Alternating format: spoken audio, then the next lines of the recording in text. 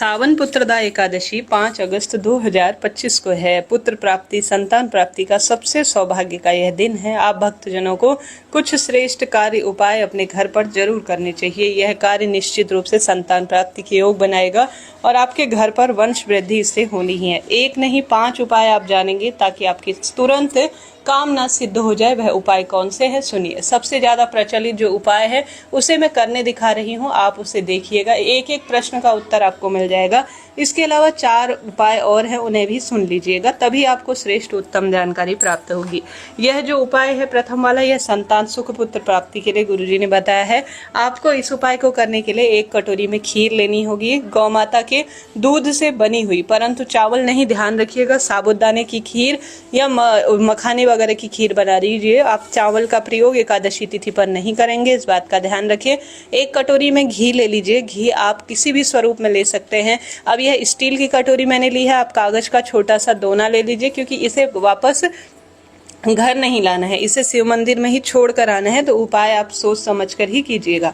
बेलपत्र 1-2 दिन पहले तोड़ कर रख लीजिए। बेलपत्र कई बार जो है 2-3 बार भी शिवलिंग पर चढ़ाई हुई प्रयोग में ले सकते हैं। किसी कारण से आपको नहीं मिल पाई है तो आप पुरानी बेलपत्र भी काम में ले सकते हैं। साथ ही आपको इस उपाय को घर पर नहीं करना है, महादेव के मंदिर में करना है। बेलपत्र 2 आवश्यकता है, आप 4, 5, 6 भी ले सकते हैं। जल का लोटा ले लीजिए और गंगा जल उसमें जल के लोटे में डालते हैं तो बहुत बढ़िया है। गंगा जल पितृ दोष की मुक्ति के लिए माना जाता है और पितृ प्रसन्न होते हैं तो वंश वृद्धि अपने आप हो जाती है। साथ ही आपको पूजा की थाली में 2 दीपक भी रखने हैं। अभी मैं सामान्य तौर पर आपको करके दिखा रही हूँ ताकि आपके सभी डाउट क्लियर हो जाए। आपको इसे ले जाकर चले जाना है महादेव के मंदिर में। निरंतर श्री शिवाय नमस्तुभ्यम इस महामंत्र का जाप करें। बिना व्रत के भी इस उपाय को सुबह कर सकते हैं, व्रत करें तो बहुत ही बढ़िया है। आप सभी को सबसे पहले शिव मंदिर में जाना है। पूर्व दिशा की ओर आपका मुख होना चाहिए, दक्षिण या उत्तर दिशा की ओर ना हो, इस बात का ध्यान रखिए। सबसे पहले गंगा जल मिश्रित जो जल लेकर गए हैं उसे शिवलिंग पर चढ़ा दीजिए। उस जल को भी आप ग्रहण कर सकते हैं, शरीर पर छिड़क सकते हैं, बहुत बढ़िया है। उसके बाद दीपक लगा दीजिए गोल बत्ती का, घी का ही यह दीपक प्रयोग होगा। इस कार्य को करते हुए आप हर हर महादेव मुझे संतान प्राप्ति हो, संतानेश्वर महादेव की जय, हर हर महादेव ऐसी प्रार्थना कीजिए। उसके बाद दीपक लगाने के बाद आपको भोग लगाना है।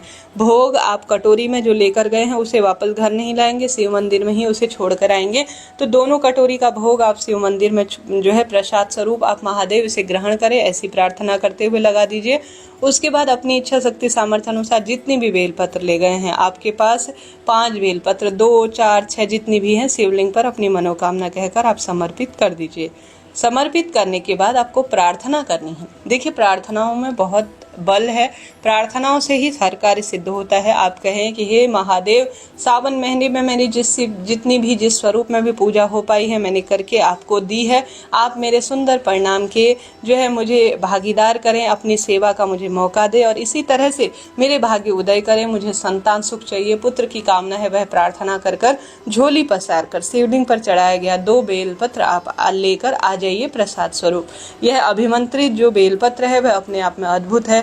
शिव मंदिर के दाहिनी तरफ अर्थात दरवाजे पर आप बैठें, वहां पर एक शिव मंदिर के आपके हाथ के दाहिनी तरफ होना चाहिए दीपक, जो दूसरा है उसे प्रज्वलित कर दीजिए। वहां पर बैठकर एक बेलपत्र को चबा चबा कर खा जाइए। पूरा नहीं खा सकते हैं, 3 पत्तियों में से थोड़ा थोड़ा आपको खा लेना है।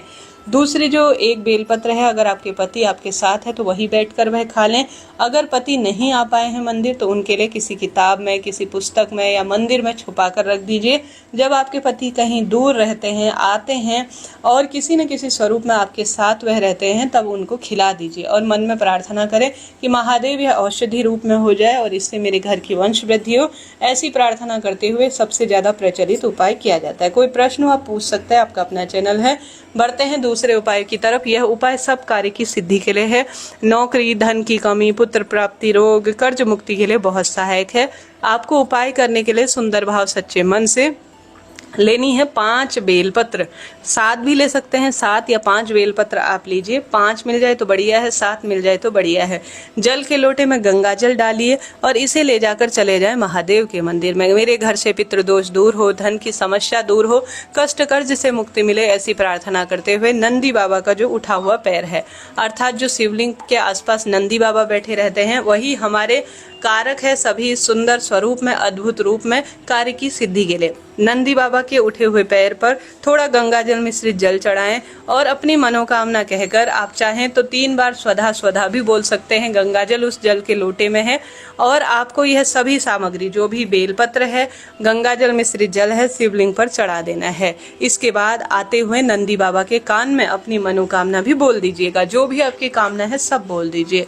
तो कुल मिलाकर 2 उपाय आपको यह करने हैं जो काफी सरल है, श्रेष्ठ है, अति उत्तम माने जाते हैं। तीसरा उपाय जो कि अद्भुत है, आपको शिवलिंग पर कच्चा दूध संतान की कामना के तहत जरूर चढ़ाना है। कहा जाता है संतानेश्वर महादेव की जय, तुम्रुकेश्वर महादेव की जय कहते हुए शिवलिंग पर अगर कच्चा दूध चढ़ाया जाए तो संतान सुख निश्चित रूप से होता है। इसके पश्चात एक और उपाय कर सकते हैं, तुम्रुका जी का नाम लेकर साथ के साथ संतानेश्वर महादेव की जय कहते हुए शिवलिंग पर 108 गेहूं के दाने अगर आप चढ़ाते हैं तो बहुत सुंदर इससे संतान प्राप्ति के योग बनते हैं। आपके रोग कर्ज दुख दारिद्रता का भी अंत हो जाता है। तो सावन महीने की पुत्रदा एकादशी पर यह कार्य भी आप कर सकते हैं, इसका भी लाभ मिलता ही है। सावन महीने की सुंदर, अतिश्रेष्ठ और सबसे उत्तम पुत्रदा एकादशी है, मंगलवार की तिथि है। हनुमान जी के मंदिर में भी आप दीपदान करते हैं तो लाभ तो आपको मिलता ही है।